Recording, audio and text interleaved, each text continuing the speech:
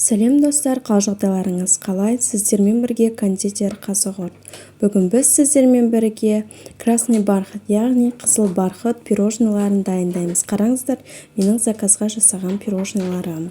Бізге қажет заттар: ең алдымен жұмыртқа, қант, май, айран, қызыл краска қажет болады, және де ұн, какао, разрыхитель. Айранымызға қызыл красителімізді салып, видеодағыдай араластырамыз.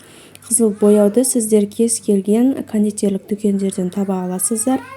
Барлық дүкендерде бар, сұрасаңыздар береді. Құрғақ таза ыдысымызға ең алдымен жұмыртқамызды саламыз. Оның үстінен шекерімізді салып, жақсылап тұрып араластыратын боламыз. Аппақ көпіршік болғанға дейін араластырамыз. Үстінен майымызды, жаңағы айранымызды саламыз. Майды салғаным менің видеода түсірілмей қалыпты. Сіздер саласыздар, ұмытпаңыздар. Мұнда ұнымызды, какаомызды, разрыхителімізді екіге бөліп саламыз. Сонда араластыруға кішкене оңай болады. Және де менің каналыма тіркелмеген болсаңыз, тіркеліп кетіңіздер. Және де қоңырауша батырмасын басып қойыңыздар. Сонда менің видеоларым сізге ең бірінші көрінетін болады. Ешқандай түйіршік қалдырмай, миксерлеп аламыз жақсылап, асықпай.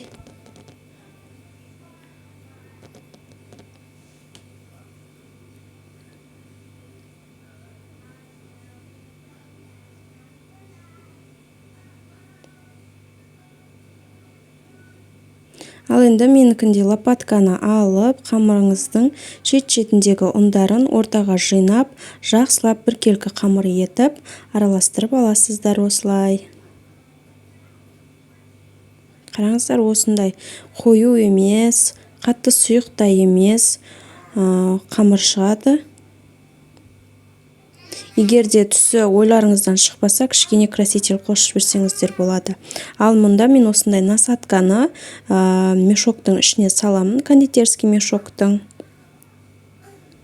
Ыдысымызға салып, осылай ыңғайлы маған салғанға. Сіздер енді қалай саласыздар, өздеріңіздің ыңғайларыңызға қарай көресіздер. Осылай қамырды алып, ыдысымыздың ішіне салатын боламыз, мешоктың ішіне саламыз.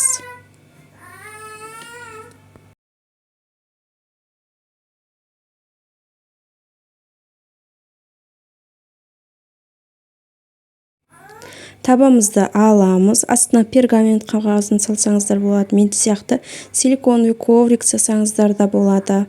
Немесе жай табаға пісіретін болсаңыздар, астын майлап, сосын барып қамырларыңызды саласыздар. Мен осылай дөңгелек етіп, яғни насатка маған көмектеседі осындай форма шығару үшін. Осылай шығарып аламын. Себебі мен заказға жасағандықтан өте әдемі шығу керек, клиенттің көңілінен шығу керек деген сияқты. Осылай салып шығамын біркелкі етіп. Қызып тұрған пешімізге салып, 10-15 минуттан пісіріп аласыздар, қарап тұрасыздар. Қалған қамырымнан мен капкейк жасадым.